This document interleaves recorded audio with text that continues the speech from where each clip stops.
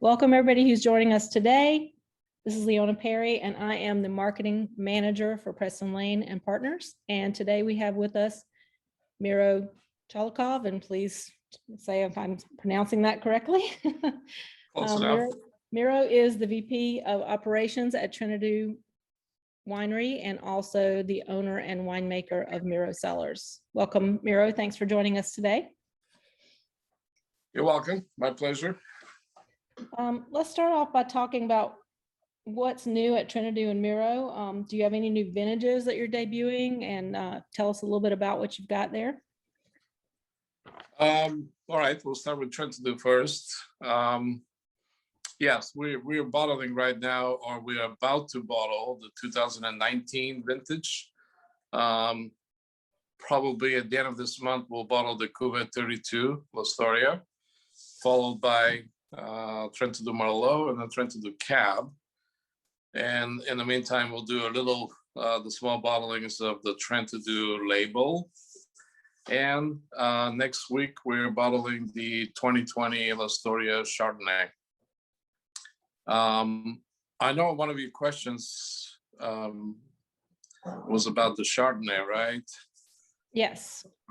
Okay, so we, when I started here 20 some years ago, there was a vineyard, a Chardonnay vineyard here, and it was about, as far as I remember, it was about 60 years old. And we pulled it out 15 years ago.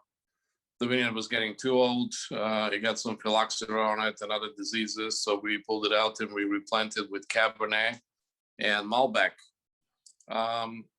Why we didn't plant out the Chardonnay here? I think the valley is too warm for Chardonnay in general. There are still some significant plantings of Chardonnay, well, maybe not so significant anymore, in Alexander Valley, and they're all around the river. And I bet if something happens in the future, they will probably be removed. I mean, if we get another mutation of phylloxera or any reason for people to remove these vineyards, they'll reconsider planting Chardonnay. It's just that the Chardonnays do much better a few miles down the river, close to the ocean, when we merged with Russian River Valley appellation. And, or at least it's my choice. I prefer the flavor profile of Chardonnays from Russian River. And that is the reason why we went down there to search for Chardonnay grapes.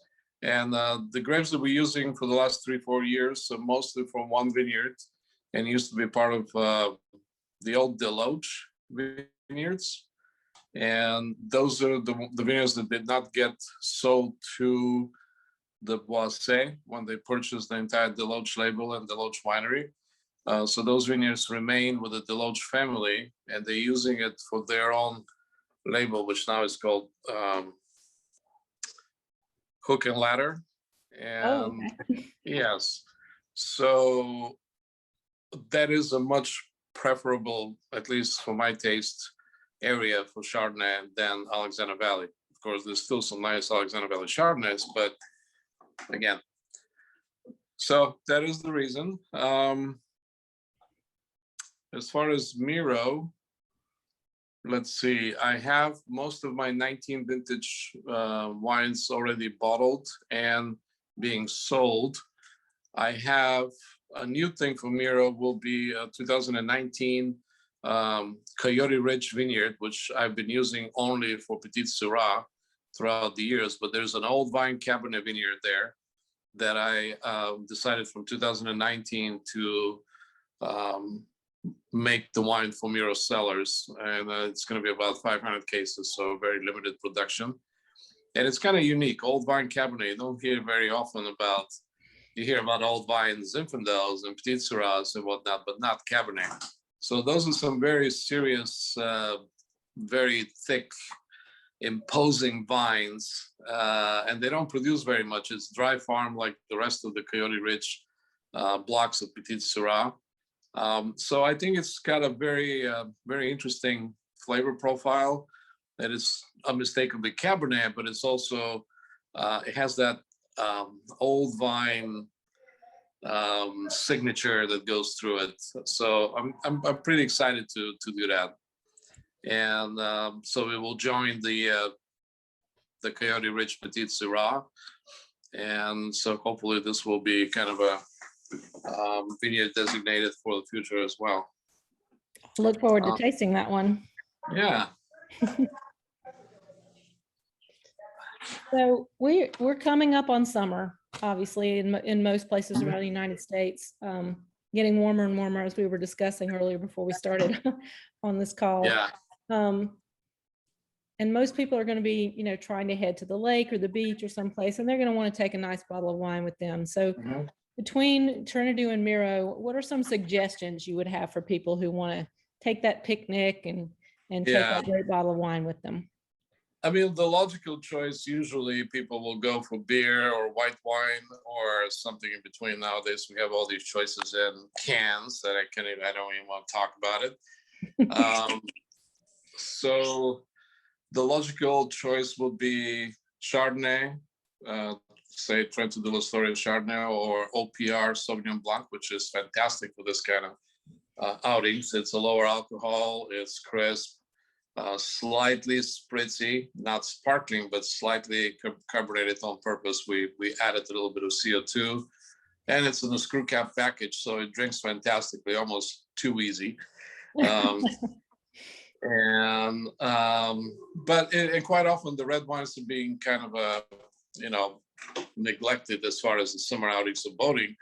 But here's quite often you can grab a bottle of Pinot Noir, or let's see, trying to do what would be in that kind of a category would be Sangiovese. And for Miro, Cuvée Sacha, absolutely, Grenache Syrah, which kind of has a profile of a Pinot Noir, but it's a little more serious than Pinot, but slightly chilled. There's nothing wrong about chilling red wine. And everybody's afraid, and they all think red wine commands room temperature. Yeah, but if the room temperature is 100 degrees, I'm sorry, that's not going to work. So don't be afraid, stick it in the ice box, and it's just fine.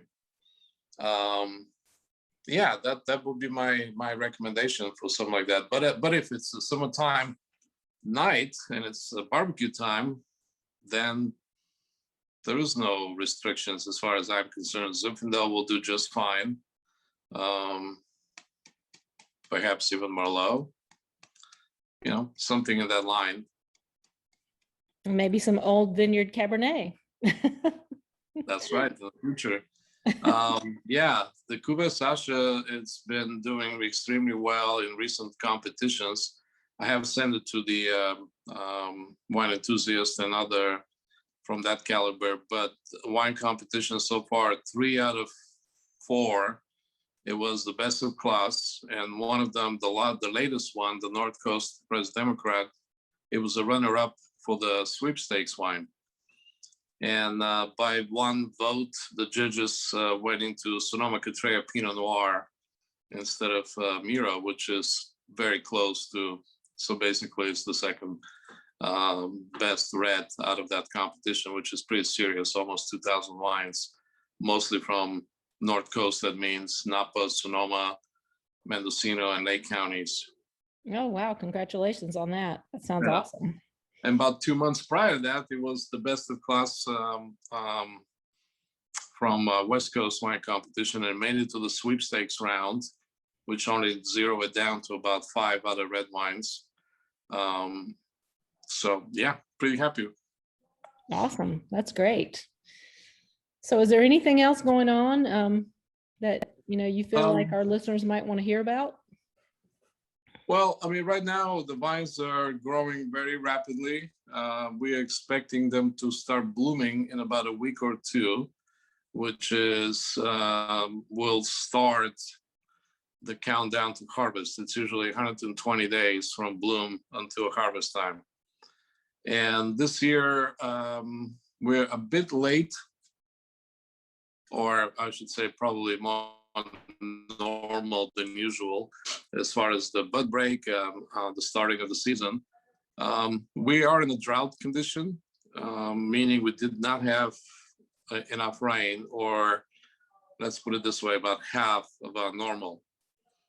And it's kind of scary because a lot of the reservoirs in California, especially here in Sonoma and Napa, are halfway empty or more. And there is no sign of any rain coming anytime. Sometimes, rarely, we may have some rain in June, but it doesn't look like this will happen this year. And past June, almost never, ever rained significantly. So there will be a challenge for people that don't have enough groundwater.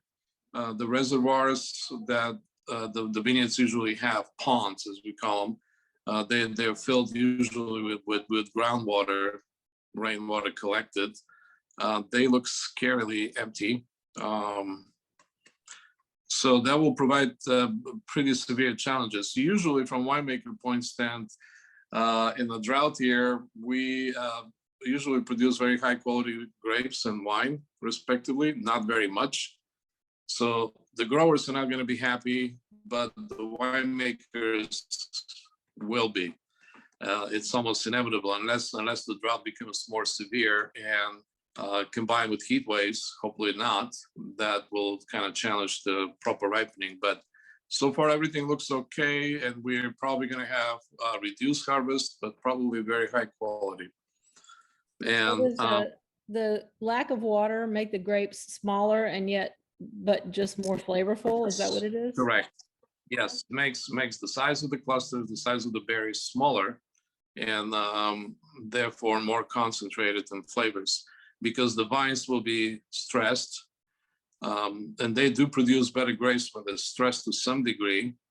If the stress becomes too much, then it's a negative effect. But we have been over here at Trentadue, at least, we've been going for, or training the vines on deficit irrigation for at least 8 years now. So the vines were a lot more acclimated to handle water stress much better.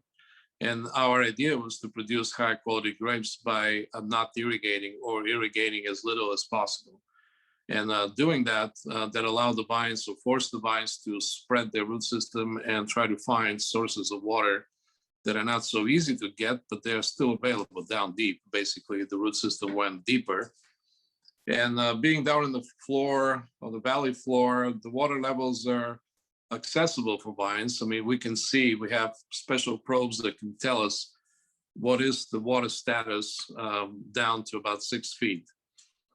And so far, we just activated those probes, and they're telling us that there's plenty of moisture below 32 inches. How long it's going to last, it's kind of hard to predict. But vines, the way they look, they're responding as if there's enough water for them. So they grow rather vigorously, so we don't need to add water for at least another month or two. So that's good. I mean, so far we're okay. But there will be vineyards, especially up in the mountains, where they have thinner soils, and they're relying on the wells that are very deep, and they may experience more severe problems there. Yeah. Okay. But we'll see. Other than that, there's nothing unusual so far. It's been relatively warm summer, so we just went from spring to summer, or from winter to summer, whatever the California winter is. So it's kind of hard to get, into the 90, 95 degrees, considering we were in the 50s and the 60s 5 days ago. So, but it is what it is. So, yeah, straight from winter into summer. Bam. Winter to like summer. That's yeah. Well, I don't have anything else to ask, and I know we were going to keep this short, so I just wanted to thank you so much for joining me today. Okay. and sharing this information with us, and I really appreciate it. So thank you, Miro. No problem. My pleasure. All right.